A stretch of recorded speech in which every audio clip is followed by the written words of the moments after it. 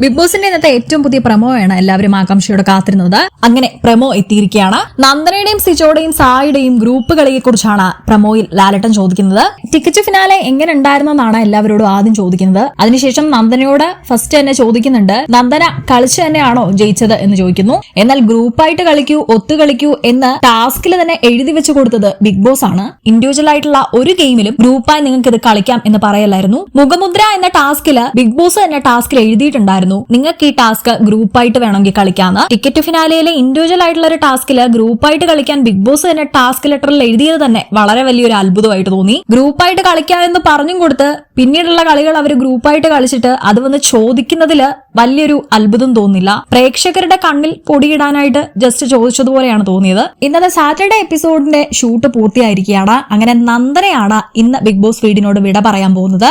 2 eviction ആയിരിക്കും ഈ week ഉണ്ടാവുക.